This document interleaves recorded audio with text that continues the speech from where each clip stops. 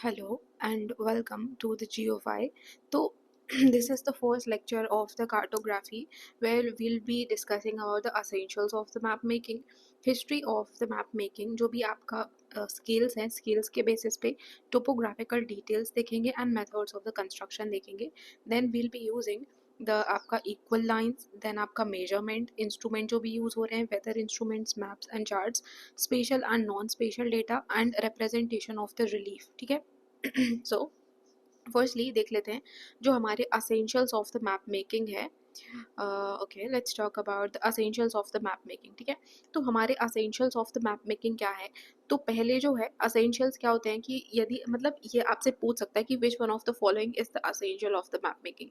तो essential of the map making में पहले आपका आ जाता है स्केल, मतलब आपको स्केल का ध्यान रखना होता है. ठीक है, दूसरा होता है आपका मैप का प्रोजेक्शन. मैप का प्रोजेक्शन क्या है, आपको जो भी 3D स्ट्रक्चर है, for example you have the sphere और globe, so you have to convert that sphere or globe in a plane surface.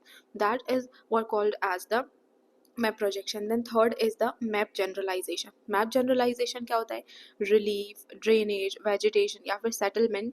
मतलब आप जो है किसी मैप में रिलीफ represent करो, किसी में ड्रेनेज represent करो, किसी में वेजिटेशन या फिर किसी में settlement, that is called as the map का generalisation. Then you are having the map का डिज़ाइन.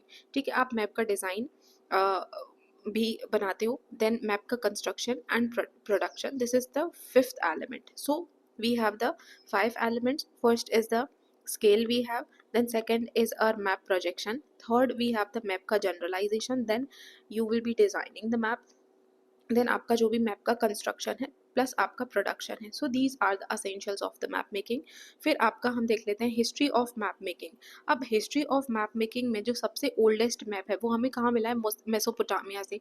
सो आपका जो ओल्डेस्ट मैप है which we have found from the Mesopotamia. ठीक है, मेसोपोटामिया. यदि आपसे ये पूछ सकता है कि भाई जो आपका ओल्डेस्ट मैप है वो कहाँ से मिला है, तो आपको जो ओल्डेस्ट मैप है वो मेसोपोटामिया से मिला है. ठीक है, अब जो मॉडर्न कार्टोग्राफी है, मॉडर्न कार्टोग्राफी का फाउंडर किसको बोला जाता है, तो आपके ग्रीक्स हैं और आपके जो अरब्स हैं, इन दोनों को मॉडर्न कार्टोग्राफी का फाउंडर माना जाता है. ठीक है, अब जो इंडिया, एंशिएंट इंडिया है, यहाँ पर कुछ सिद्धांत या फिर लॉज लिखे गए रिलेटेड टू द कार्टोग्राफी. और किस किस ने लिखे ये, आर्यभट्ट ने लिखे, वराहमिहिर ने लिखे एंड भास्कर ने लिखे.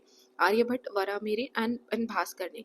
तो आपका जो यदि मिडीवल टाइम में मैं बोलूँ कि मिडीवल टाइम में रेवेन्यू मैप को कंस्ट्रक्ट किसने किया था, सो मिडीवल टाइम में revenue map was constructed by the Sher Shah Suri. ठीक है, शेर शाह सूरी, ट्रिपल एस.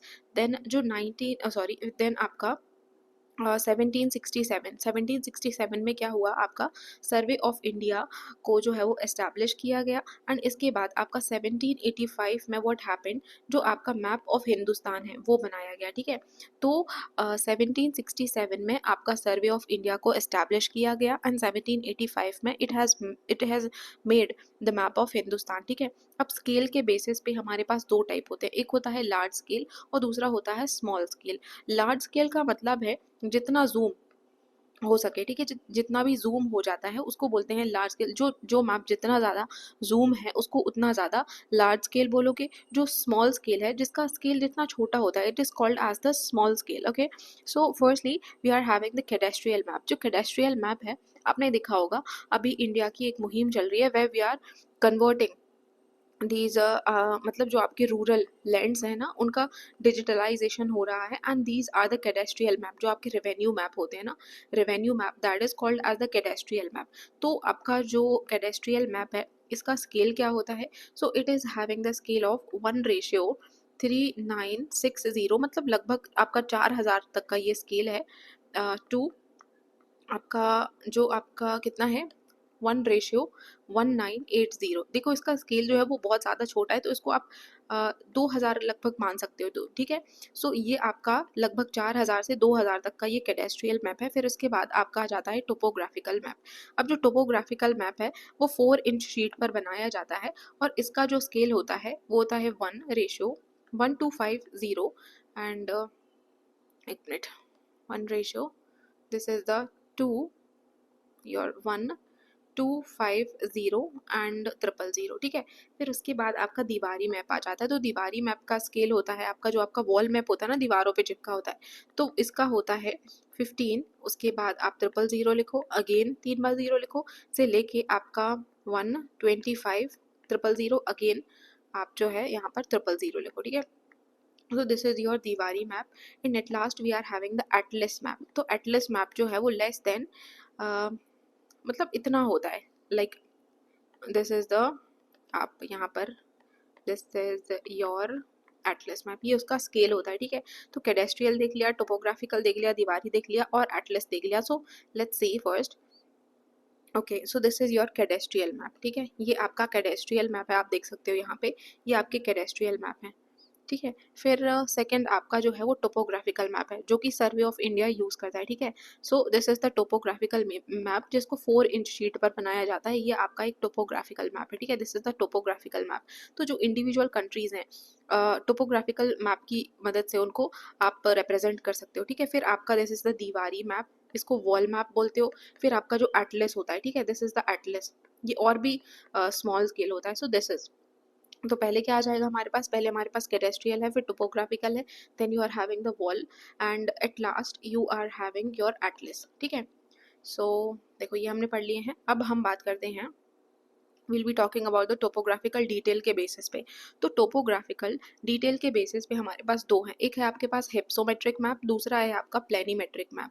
अब जो हिप्सोमेट्रिक मैप है वो क्या होता है, if you want to represent the relief, ठीक है, यदि आपको रिलीफ का रिप्रेजेंटेशन करना है, if you want to represent the relief, तो आप जो है वो हिप्सोमेट्रिक मैप का यूज़ करते हो। अब प्लानीमेट्रिक मैप का यूज़ कब किया जाता है, देखो प्लानीमेट्रिक मैप का यूज़ बेसिकली तब किया जाता है जब आप टोपोग्राफिकल आपके जो फीचर्स हैं, टोपोग्राफिकल फीचर्स को नहीं रिप्रेजेंट करना चाहते हो, but instead if you want to represent the cultural, जो भी आपके कल्चरल हैं प्लस आपके जो भी इकोनॉमिक, ठीक है, आपके कल्चरल या फिर जो भी आपके इकोनॉमिक रिलीफ हैं, ठीक है, जो भी आपके कल्चरल या फिर इकोनॉमिक रिलीफ हैं, if you represent want to represent the cultural and economic relief, then you will be using the planimetric map, ठीक है। तो प्लानीमेट्रिक मैप आप तब यूज़ करते हो।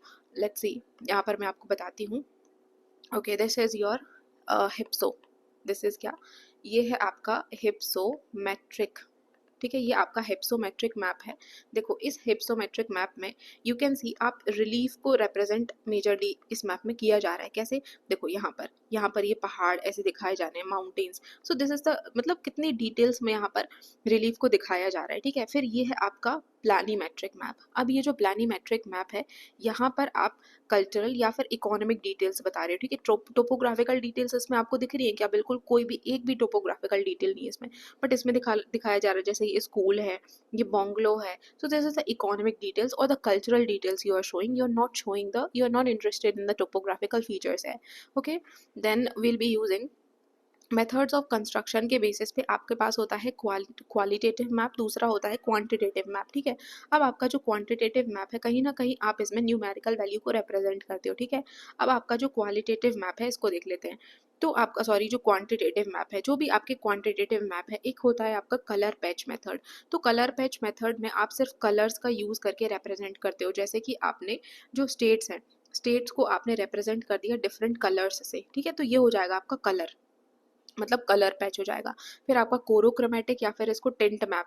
अब टिंट मैप क्यों बोलते हैं, टिंट का मतलब होता है आपके shades. If you are representing the details using the shades, then it will be called as the chorochromatic. Then choroschematic क्या होता है, जब आप सिम्बल्स का यूज़ करते हो, ठीक है, if you are using the symbols, ठीक है, आप कोई भी ऐसे जियोग्राफिकल रिप्रेजेंटेशन के लिए कोई ऐसे ड्राइंग वगैरह का यूज़ कर रहे हो, ठीक है, so that is called as the choroschematic. फिर आपका टेकोग्राफिक मैप हो जाता है, ठीक है, ट्रैकोग्राफिक। अब ये जो ट्रैकोग्राफिक मैप है, ये क्या होता है, एक minute, okay, let me, okay. So जो आपका ट्रैकोग्राफिक मैप है, ये क्या है, the trachographic map, it is showing the average slope को शो कर रहा है, और आपका जो रिलेटिव रिलीफ है, तो एवरेज स्लोप और रिलेटिव रिलीफ को यदि साइमल्टेनियसली रिप्रेजेंट करना है, तो आप जो है वो ट्रैकोग्राफिक मैप का यूज़ करोगे, ठीक है। फिर फ्लो मैप क्या होता है, इसको डेसीमेट्रिक मैप भी बोलते हैं। तो आपको यदि मूवमेंट दर्शाना है, या तो गुड्स का, सर्विसेज का, लोगों का, तो आप जो है वो डेसीमेट्रिक मैप का यूज़ करते हो, ठीक है। फिर आपके पास है क्वांटिटेटिव मैप। एक है आपका कोरोप्लेथ मैप। अब कोरोप्लेथ मैप का देखो, कोरोप्लेथ में आप जैसे कि डेंसिटी, पॉपुलेशन की डेंसिटी यूज़ करोगे तो आप जो है वो डार्क शेड यूज़ करोगे, मीडियम शेड और एकदम लो शेड। तो आपका जो डार्क होगा वो हाई परसेंटेज को रिप्रेजेंट करेगा, मीडियम जो है वो थोड़ा लो परसेंटेज, ठीक है। तो ऐसे यहाँ पर जो है हर एक शेड का एक न्यूमेरिकल वैल्यू होता है। आइसोप्लेथ क्या होता है, जो भी आपकी इक्वल वैल्यूज़ है उनको कनेक्ट करने का काम करता है आपका आइसोप्लेथ। और डॉट मैप क्या है, मेजरली आपका जो पॉपुलेशन है उसको रिप्रेजेंट करने के लिए यूज़ होता है। तो हर एक डॉट की एक वैल्यू होती है, ठीक है, यहाँ पर। फिर आपका एरियल स्टिल स्टिल जैन बोर मेथड होता है। तो एरियल या फिर स्टिल जैन बोर मेथड, तो स्टिल जैन बोर मेथड ये जो है वो 2D, सॉरी, ये जो है स्टिल जैन बोर मेथड, ये 2D स्ट्रक्चर को रिप्रेजेंट करने के लिए किया जाता है। तो यहाँ पर जो रूरल है उसको डॉट से शो करते हैं और जो अर्बन है उसको आप सर्कल से शो करोगे, ठीक है। फिर आपका वॉल्यूमेट्रिक या फिर जो आपका स्टैन डे जियर मेथड है, क्या है स्टैन डे जियर मेथड, इसमें आप जो है वो 3D स्ट्रक्चर को रिप्रेजेंट करते हो। फॉर एग्जांपल आप इसमें ना स्फीयर का यूज़ करते हो फॉर द रिप्रेजेंटेशन। देन आपका इसारिथमिक मैप, इसारिथमिक मैप को आप क्या बोलते हो, इसको ना हीट मैप भी बोला जाता है। It is also called as the heat map, ठीक है। सो अब हम इन मैप्स को लेट मी सी, ओके, यहाँ पर हम एक मैप देख लेते हैं, ठीक है। तो एक एक करके, अब this is the map, it is called as the colour patch, okay, it is called as the, this is your colour patch, ठीक है। ये आपका जो है वो कलर पैच है। तो आप देख रहे हो यहाँ पर इन कलर्स का ऐसे तो कुछ भी मतलब नहीं है, बट सिर्फ आपने डिफरेंट कलर्स को मतलब यूज़ किया है for the representation of the state. सिर्फ आप स्टेट्स को रिप्रेजेंट करिए और कुछ भी मतलब नहीं है कलर पैच में। अब ये जो है this is your tint map, ठीक है। इसको आप टिंट मैप बोलो या फिर इसको आप कोरो क्रोमेटिक मैप बोलो, ठीक है, कोरो क्रोमेटिक। अब कोरोक्रोमेटिक में क्या है कि आप जो है वो डिफरेंट शेड्स का यूज़ करे हो। देखो यहाँ पर शेड्स जो है वो डिफरेंट शेड्स का यूज़ करके you are representing the data. जैसे कि रेनफॉल है, देखो इसके लिए कितना ज़्यादा आपने शेड्स का यूज़ किया, so that is called as the tint map. फिर हमारे पास दिस इज द कोरो, आपका कोरो स्कीमेटिक, ठीक है। तो आपका जो कोरो स्कीमेटिक मैप है इसमें you are using the symbols, जैसे कि आपने कोल के लिए सी किया, मैंगनीज के लिए ये वाला सिंबल, आपने कॉपर के लिए ये ट्राइंगल बना दिया। So you are using the different symbols to represent the data, ठीक है, यहाँ पर। So this is your choroschematic, ठीक है। तो आप इसमें ना यू कैन यूज जियोग्राफिकल, आपका मतलब जो आपका जियोमेट्रिक सिंबल्स हैं उनको यूज़ करते हो, पिक्टोरियल सिंबल्स को यूज़ कर लेते हो, आपके जो लिटरल सिंबल्स हैं उनको भी यूज़ कर लेते हो, ठीक है। फिर हमारा एक बचता है विच इज़ द ट्रैकोग्राफिक, ठीक है। क्या है ट्रैकोग्राफिक, तो हमने अभी पढ़ा है जो ट्रैकोग्राफिक है उसका यूज़ हम क्यों करते हैं, if you want to show the average slope, ठीक है। आपका यदि आप एवरेज स्लोप को बताना चाहते हो प्लस आप जो है वो रिलेटिव रिलीफ को बताना चाहते हो तो आप ट्रैकोग्राफिक मैप का यूज़ करोगे, ठीक है। देन अब हम यहाँ पर आ जाते हैं, ये हमारे क्वान्टिटेटिव मैप है, ठीक है। These are your quantitative map. So this is what, ये आपका हो जाएगा, this is your okay, this is your choropleth, ठीक है। इसको आप कोरोप्लेथ मैप बोलते हो, दिस इज द कोरोप्लेथ, जिसमें आप डेंसिटी वगैरह का यूज़ करते हो, ठीक है। देन आपका आ जाएगा ओके कोरोप्लेथ मैप, ठीक है, दिस इज द कोरोप्लेथ। फिर आपके पास आ जाएगा दिस इज द आइसोथर्म्स, तो ये आपका क्या है, दिस इज द आइसोप्लेथ। आइसोप्लेथ से आप इक्वल वैल्यू को रिप्रेजेंट करते हो, ठीक है। देन दिस इज व्हाट, ये आपका डॉट मैप है, this is your dot map. आप देख सकते हो यहाँ पे हर एक डॉट जो है एक न्यूमेरिकल वैल्यू को रिप्रेजेंट कर रहा है। फिर आपका this is your what is this, this is your areal, जो मैंने बताया अभी एरियल, या फिर आप इसको क्या बोल सकते हो, आप ये इसको स्टिल जैन बोर मेथड भी बोल सकते हो। क्या बोल सकते हो, स्टिल जैन बोर मेथड भी बोल सकते हो। और यहाँ पर यू कैन सी, जैसे ये 2D स्ट्रक्चर है ना, सॉरी, यहाँ पर 2D स्ट्रक्चर को रिप्रेजेंट करते हैं और डॉट डॉट का यूज़ करते हो, you are using the dot for the rural population, और आपका जो सर्कल है वो आप अर्बन पॉपुलेशन के लिए, ठीक है। फिर this is your what can I से, दिस इज़ योर वॉल्यूमेट्रिक, ये आपका वॉल्यूमेट्रिक है, या फिर आप इसको स्टैंडिजियर मेथड भी बोल सकते हो, स्टैंडिजियर। तो इसमें जो है आप स्फेयर्स का यूज़ कर रहे हो, सी these are the spheres, you are using the spheres here, okay। So then we are having the isarithmic map. अब जो आपके आइसेरिथमिक मैप हैं, this is the isarithmic isorithmic map, जो आपका आइसोरिथमिक मैप है, सो ये आपका कॉन्टिन्यूस डेटा को रिप्रेजेंट करता है, पहली बात तो कॉन्टिन्यूस डेटा, ठीक है। फिर इसको हीट मैप भी बोलते हैं, ठीक है। अब इसको हीट मैप देखो, यहाँ पर जो है वो हीट आप टेम्परेचर को रिप्रेजेंट कर रहे हो, ठीक है। एंड एक और चीज़ थोड़ा सा देख लेते हैं, okay, we have seen it, ठीक है, ये हमने सारे मैप्स देख लिए हैं। एक और समझो यहाँ पर, दिस इज ये आइसो आपका आइसोप्लेथ है, ठीक है, ये आपका दिस इज योर आइसोप्लेथ। अब आइसोप्लेथ का एक मॉडिफाइड वर्जन होता है जिसको आप डेसीमेट्रिक मैप बोलते हो। क्या बोलते हो? You are calling is calling it as the dasymetric. और ये जो डेसीमेट्रिक मैप है वो जे के राइट, ठीक है, जे के राइट साहब ने इसको बताया था, मतलब बनाया था डेसीमेट्रिक मैप को। एंड ये मॉडिफाइड वर्जन होता है, यदि आपसे बोले कि modified version of choropleth, sorry sorry sorry sorry sorry ये थोड़ा गलत हो गया, ये आपका कोरोप्लेथ मैप का मॉडिफाइड वर्जन है। तो modified version of the choropleth map, it is also called as the dasymetric, ठीक है, इसको डेसीमेट्रिक बोलते हैं। और इसको बनाया है आपके जे के राइट साहब ने, ठीक है, जे के राइट साहब ने इसको बनाया है। तो ये हमारा हो गया है, यहाँ पर हमने मेथड्स ऑफ कंस्ट्रक्शन भी कर लिए। नाउ वील टॉक अबाउट हमारे जो इक्वल लाइंस है, ठीक है, ये आपके आइसोहेलाइंस पढ़ लेंगे, यूनिट्स ऑफ मेजरमेंट, जो भी आपके इंस्ट्रूमेंट्स यूज होते हैं, वेदर इंस्ट्रूमेंट और spatial non spatial, then representation of the relief. तो अब हम इक्वल लाइंस पढ़ते हैं पहले तो, जो आपके आइसोहेलाइन है, ठीक है। आइसोहेलाइन का यूज हम क्यों करते हैं? जो भी आपके आइसोहेलाइन है, आइसोहेलाइन का मतलब है if you want to represent the equal salinity, ठीक है, इक्वल सैलिनिटी के लिए आप ये आइसोहेलाइन का यूज़ करते हो। फिर जो आपके कॉन्टूर्स हैं, कॉन्टूर्स का यूज़ क्यों करते हो? यदि आपको इक्वल एलिवेशन, ठीक है, रिप्रेजेंट करना है, then you are using the contours. फिर उसके बाद आइसोथर्म्स क्यों यूज़ किए जाते हैं? देखो जो आइसोथर्म्स हैं वो आप यूज़ करते हो if you want to represent the equal temperature, ठीक है, इक्वल टेम्परेचर को रिप्रेजेंट करने के लिए आप आइसोथर्म्स का यूज़ करते हो। फिर आपका आइसो हेल्थ, जो आपका आइसो हेल्थ है वहाँ पर आप इक्वल जो आपका सोलर रेडिएशन है, ठीक है, उसके लिए। देन आइसो बार, जो भी आपका इक्वल एटमॉस्फेरिक प्रेशर है उसके लिए iso health. Iso Heights, not the health, iso Heights का यूज़ क्यों कर रहे हैं? जो आइसो हाइट्स है वहाँ पर आपकी इक्वल रेनफॉल होगी। क्या होगी? इक्वल रेनफॉल, जहाँ एक जैसी वर्षा हो रही है। आइसोनेफ, नेफ का मतलब क्या है? जहाँ पर आपका इक्वल क्लाउड कवर है, ठीक है, क्लाउड कवर जहाँ पर है। देन आइसोक्रोन, अब क्रोन का क्या मतलब है? आइसोक्रोन जहाँ पर आपका, जहाँ से इक्वल ट्रेवल टाइम है, क्या है? Equal travel time. फिर आपका आइसोडापेन, जो आपका आइसोडापेन है ये आपका है इक्वल ट्रांसपोर्ट के लिए, ठीक है, याद रखना है ये इक्वल ट्रांसपोर्ट के लिए है। आइसोक्रोन जो है वो ट्रेवल टाइम के लिए, आइसोनेफ जो है वो ट्रांसपोर्ट के लिए, ठीक है। Isodapane, isodapane is for the transportation, equal transportation, ठीक है।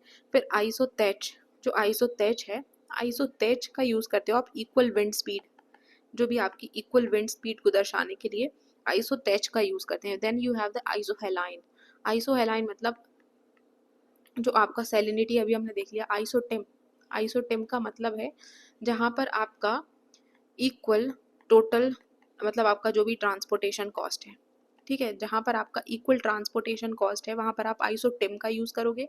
और आइसोडापेन, यहाँ पर आप क्या करो, यू आपका जहाँ से इक्वल ट्रांसपोर्टेशन कॉस्ट है ना, आइसोटेम इज आपका टोटल कॉस्ट है, I think this is the total cost.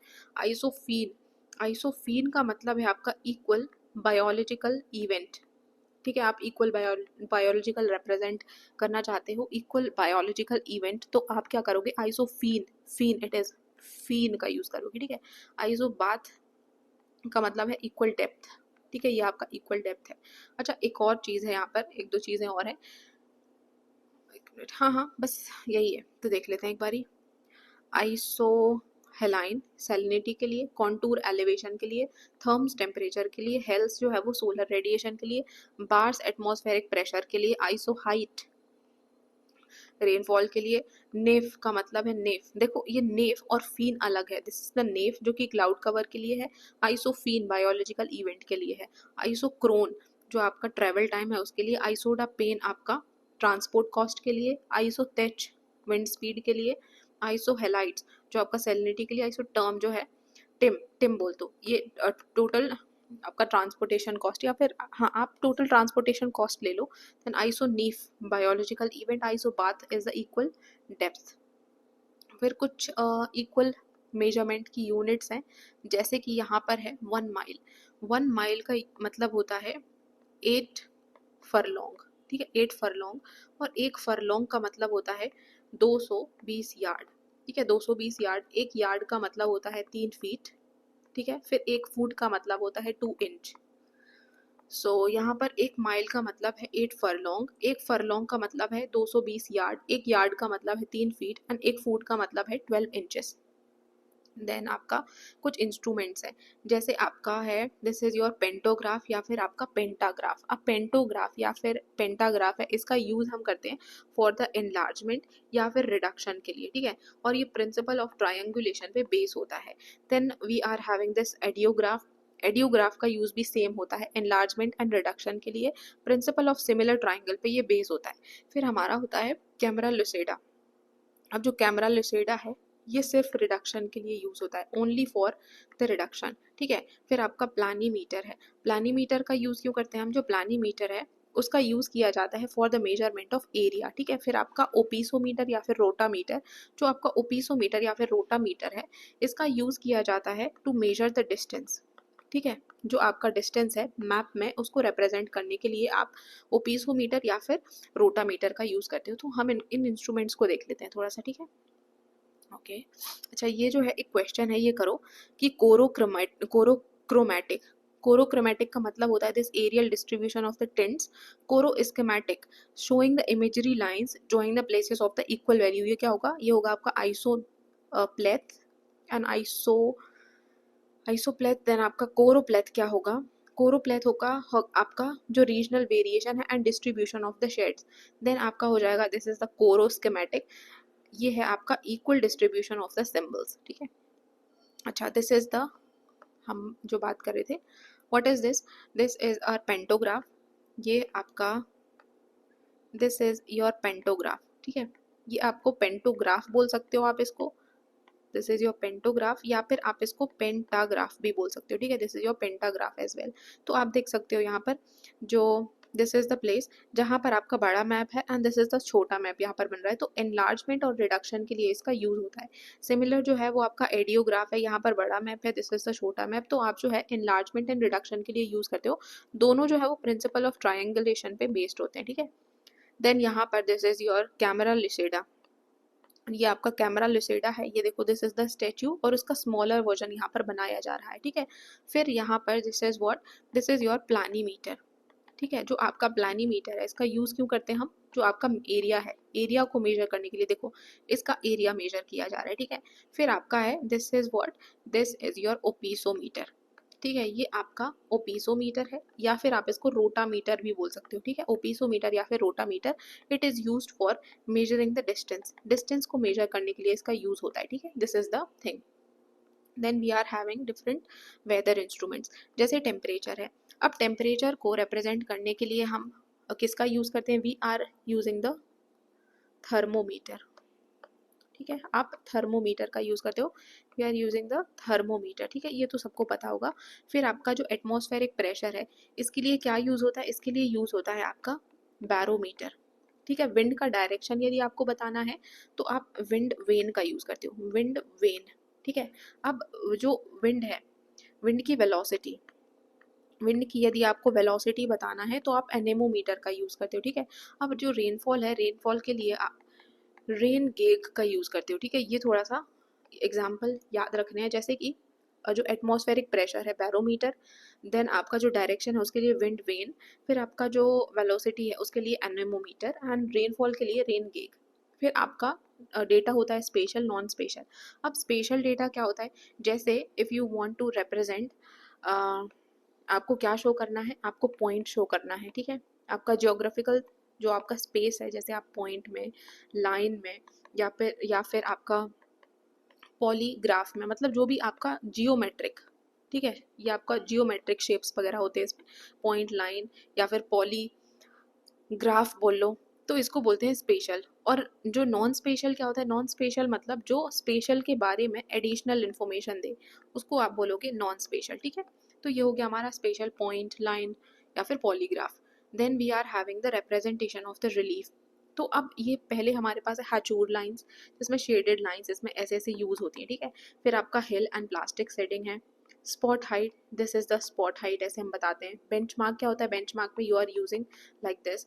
Then आपका जो आपका ट्रिग्नोमेट्रिक स्टेशन है वो एक ऐसे स्टेशन टाइप का बना दिया जाता है। कॉन्टूर्स लाइन क्या होती है, कॉन्टूर्स लाइन में एक तो आपको याद रखना है कॉनकेव और दूसरा है आपका कॉन्वेक्स, ठीक है, कॉन्वेक्स। तो हम थोड़ा सा देख लेते हैं यहाँ पे, ठीक है। This is your Hazur lines, ठीक है, ये आपके these are your Hazur lines, Hazur system, this is your Hazur system. आप देखो यहाँ पर जो है वो लाइंस यूज हो रही है। फिर यहाँ पर what is this, this is your plastic shading, ठीक है, ये आपका प्लास्टिक शेडिंग है। You can see here this is a plastic shading.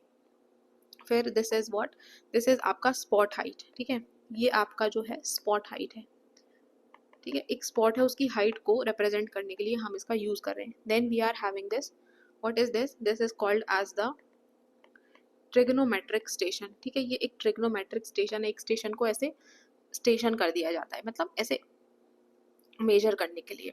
Then we are having this, we are having the contour line. अब ये जो कॉन्टूर लाइन है वो कॉनकेव हो सकती है, कॉन्वेक्स हो सकती है, जैसे कॉनकेव स्लोप।